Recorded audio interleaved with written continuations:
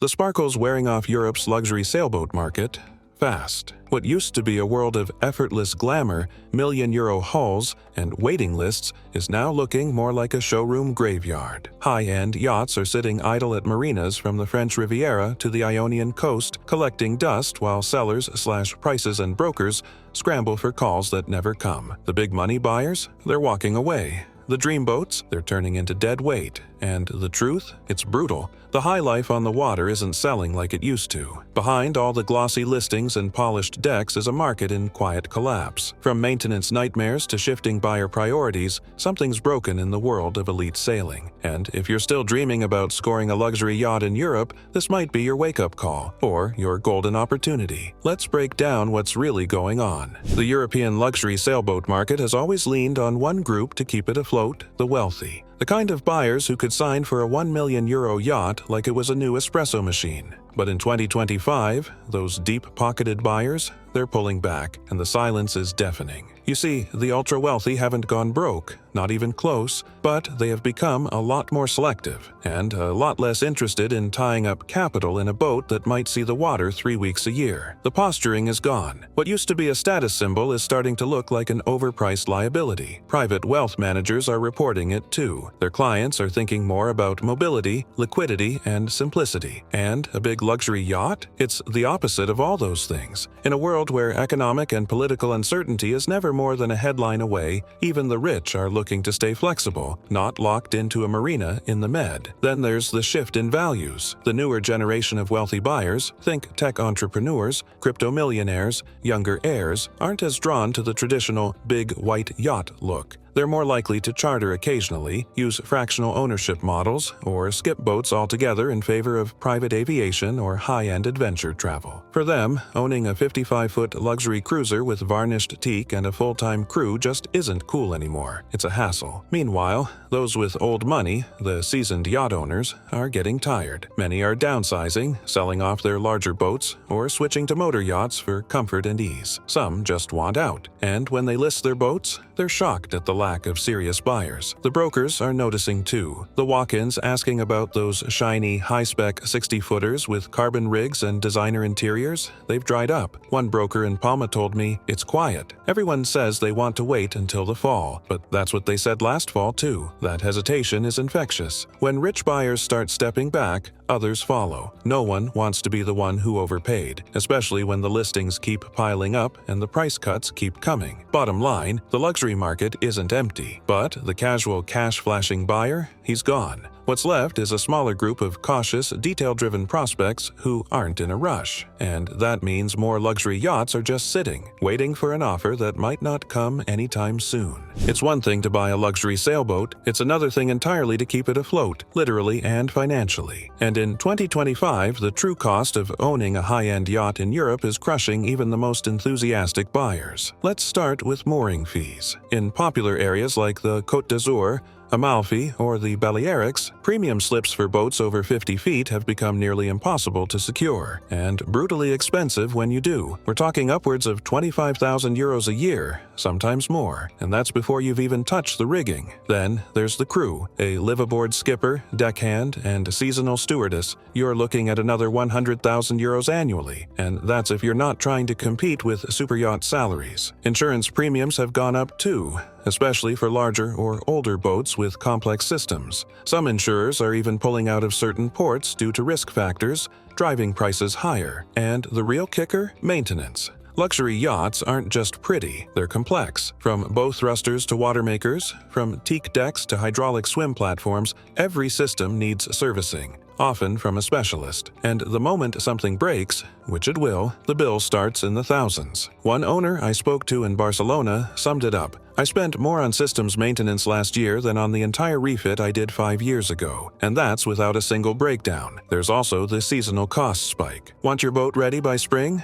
so does everyone else. That means inflated prices for haul-outs, rigging checks, sail washing, and bottom paint. If you're not lucky enough to have your own team on retainer, you'll be waiting and paying a premium. This rising cost of ownership is pushing more would-be buyers to walk away and more current owners to list their boats, even at a loss. It's also creating a growing inventory of high-end sailboats that look amazing on paper but come with ownership costs that just don't make sense anymore. For a long time, luxury sailboats in Europe were seen as floating summer homes, but in today's market, they're starting to look more like golden anchors. Beautiful, yes, but heavy, expensive, and slowly dragging down the entire high-end market. Even in a shaky market, not every luxury sailboat is sinking. Some are still moving, quickly even, while others sit unloved and untouched. The difference comes down to a few key traits: condition, spec, location, and how in touch the seller is with today's reality. Let's start with the winners. Boats that are modern,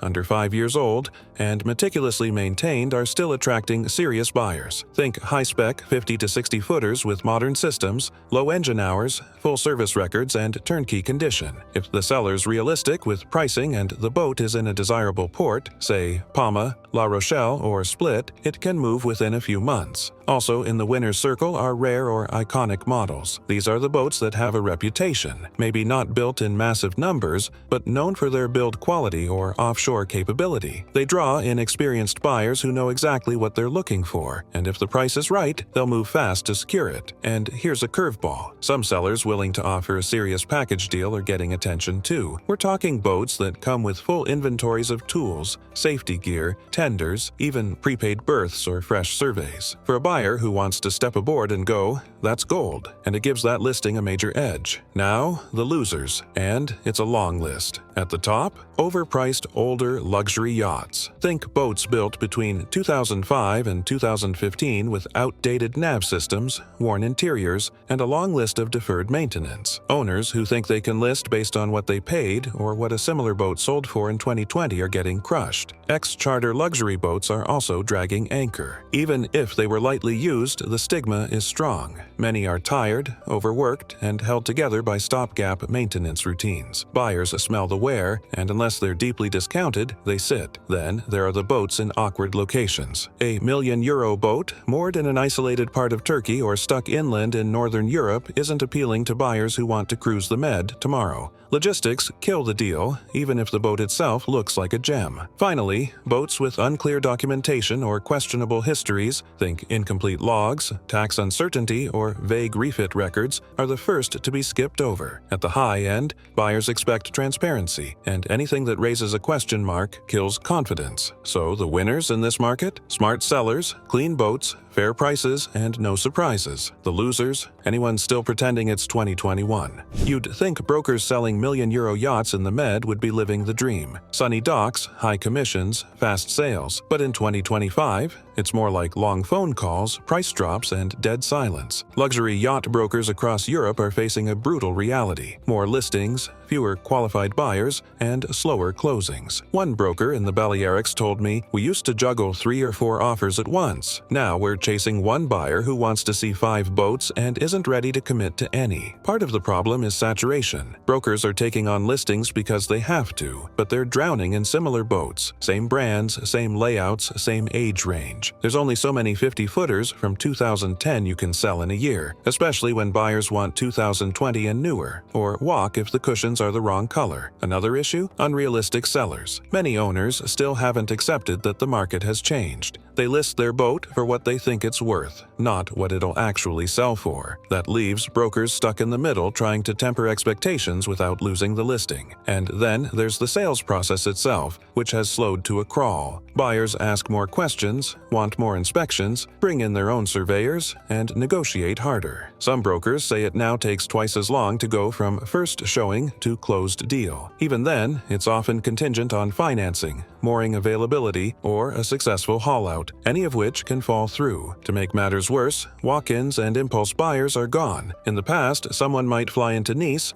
fall in love with a boat, and sign by the weekend. Now, buyers are studying listings for months, watching price cuts, and pouncing only when they feel they've got the upper hand. It's not all bad. Brokers who know their inventory, who keep close relationships with serious buyers, and who push sellers to prep their boats right, they're still making deals, but they're working harder than ever for smaller margins and longer timelines. One broker told me bluntly, it used to be matching dreams with boats. Now it's managing disappointment. In short, the luxury end isn't a gold mine anymore, it's a grind. And unless something shifts in the market soon, it's only getting tougher out there on the sales docks. If you've ever dreamed of owning a luxury sailboat, not just any boat, but something with sleek lines, fine woodwork, and systems built to cross oceans in comfort, then right now, in 2025, might be your moment. But only if you play it smart. Because while the market is soft, it's not a free-for-all. The good boats are still commanding attention. The overpriced, under-maintained ones are dragging the average down. As a smart buyer, your job is to cut through the noise. First rule, do not fall for the listing price. In today's market, what you see is rarely what you pay. Some boats are priced based on 2021 fantasies. Others are genuinely worth it. You need to dig in, look at how long it's been listed, what similar models have sold for, and whether the seller is showing signs of flexibility. Many high-end sellers are quietly desperate, and a well-timed offer could get you a serious deal. Second, focus on condition, not just brand or specs. A luxury yacht with deferred maintenance can become a money pit fast. Systems matter. Service logs matter. Has the standing rigging been replaced? When was the last engine overhaul? Are the electronics current? Look for a boat that's been actively used and lovingly maintained, not one that's been sitting unloved in a marina with mold in the galley. Third, get your team in place. A good surveyor, a broker who understands the high-end market, and possibly a maritime lawyer if you're dealing with VAT or import complications. These aren't small purchases. You want to be covered from every angle. Fourth, use timing to your advantage. Autumn and winter in Europe are gold for buyers. Sellers don't want to carry costs through the off-season. Marinas want boats moved. That's when you swoop in. Not in July when everyone's trying to buy a boat for the summer. And finally, don't rush. There's no shortage of boats right now. Let the overpriced ones sit. Let the desperate ones come down. Watch the market, keep a short list, and be ready to act when the right one appears. This market rewards the prepared, the patient, and the practical. If that sounds like you,